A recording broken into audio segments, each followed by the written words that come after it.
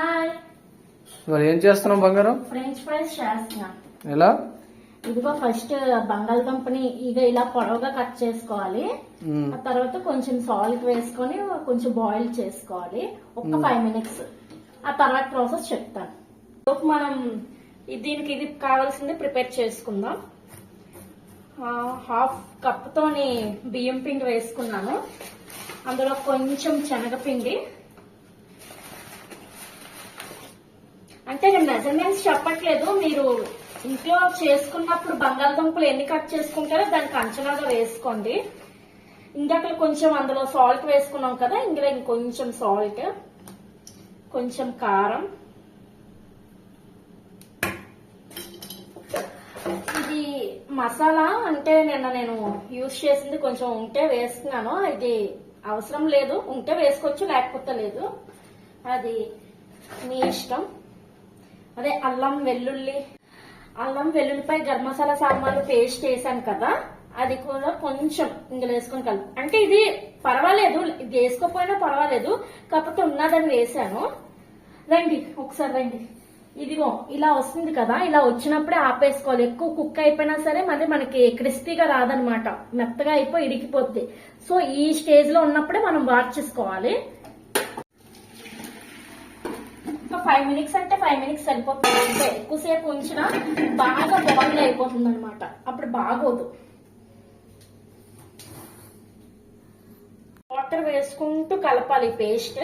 చెప్పాను కదా, బియ్యం పిండి, శనగపిండి, ఉప్పు, కారం. మీ ఇంట్లో ఆ టైంకి మసాలా ఉంటే వేసుకోవచ్చు, లేకపోతే లేదు, యాజ్ యూ విష్. కొంచెం వాటర్ వేసుకోవాలి, అంటే కొంచెం కొంచెం వేసుకొని కలుపుకోవాలి, ఒకసారి వేసుకోకూడదు. మళ్ళీ బాగా వాటర్ లో అయిపోయినా రాదు అది. ఇలా కొంచెం కొంచెం వాటర్ లో వేసుకొని కలుపుకోవచ్చు. మీ ఇంట్లో కలర్ ఉంటే కలర్ కూడా వేసుకోవచ్చు, ఫుడ్ కలర్. కానీ నేను అది యూజ్ చేయట్లేదు, ఉన్నది కానీ నేను వేయను, అది అంత మంచిది కాదు హెల్త్ కి. చూడండి, ఇలా కొంచెం కొంచెం వేస్తూ కలపాలి, ఒకసారి వేసేయకూడదు.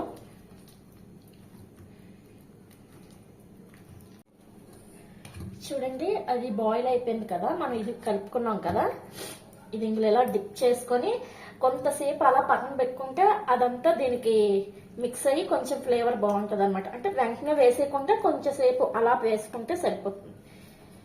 ఇలా కొంచెం కొంచెం వేసుకొని ఇలా కలుపుకుంటే ఈ పేస్ట్ దీనికి అంటుకుంటుంది అనమాట. అది ఇది ఎంతసేపు ఉంచాలి? ఒక్క 10 మినిట్స్. అంటే ఎంత ఎక్కువసేపు ఉంచుకుంటే అంత బాగుంటుంది ఫ్లేవర్. అది ఒక్క 5 మినిట్స్. మనకి ఎలాగో ఇప్పుడు డిన్నర్ టైం అవుతుంది కాబట్టి ఒక్క 5 నుంచి 10 మినిట్స్ అయితే సరిపోతుంది. హాయ్, చూడండి, ఇందాక మనం కలుపుకున్నాం కదా, అది బాగా నానుకుంది. ఇప్పుడు వేస్తున్నాను. ఆయిల్ కూడా బాగా మరిగింది.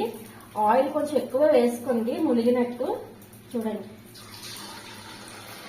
ఇది చిన్న మంట మీద వేపుకోవాలి, అప్పుడే కొంచెం క్రిస్పీగా ఉంటుంది. కొంతమంది ఇందులో ఫుడ్ కలర్ కూడా వేసుకుంటారు, రెడ్ కలర్, కానీ అది హెల్త్కి అంత మంచిది కాదు. నేను అందుకే వేసుకోలేదు.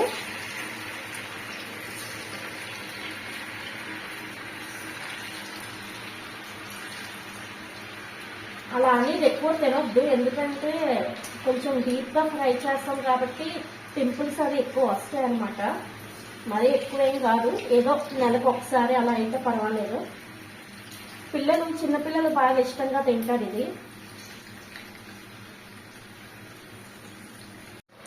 ఇదే ఫ్రెంచ్ ఫ్రైస్ మనకి హాల్స్, సినిమా థియేటర్లో కానీ, మనకి రెస్టారెంట్లో కానీ, ఎక్కడైనా మాల్స్ లో కానీ 250, 300, 350 అమ్ముతారు అంతే. అంటే ఇంకేంటి, వాళ్ళు ఏవో కొంచెం కొంచెం కలర్ కోసమో ఏవో వేస్తారు అంతే, ఇంతకు మించి ఇంకేం టేస్ట్ ఏం చేంజ్ ఉండదు.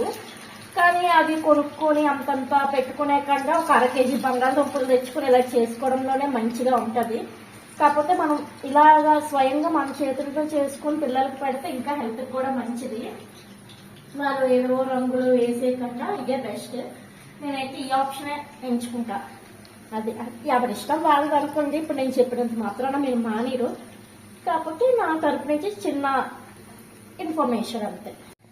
చూడండి, ఈ కలర్లోకి ఇలా వేసుకోవాలి. ఇప్పుడు తీసుకుంటే సరిపోతుంది. వేడి వేడి ఫ్రెంచ్ ఫ్రైస్ రెడీ. చూడండి ఫైనల్ అవుట్పుట్ ఇది ఫ్రెంచ్ ఫ్రైస్ ఇలా ఉంటది. అది ఇంకెంతేనండి, సింపుల్. పిల్లలకి ఎంతో ఇష్టంగా సాంబార్తోని పప్పుతోని రసంతోని సింపుల్గా ఇలా చేసి పెట్టండి, మీ పిల్లలకి ఎంతో ఇష్టంగా తింటారు. కానీ దయచేసి ఆ ఫుడ్ కలర్స్ మాత్రం అవాయిడ్ చేయండి పిల్లలకి పెట్టేటప్పుడు. అది చూపుకే తప్ప హెల్త్కి మంచిది కాదు, ఓన్లీ చూడటానికి తప్ప తినడానికి అయితే మంచిది కాదు. ఓకేనండి, బాయ్.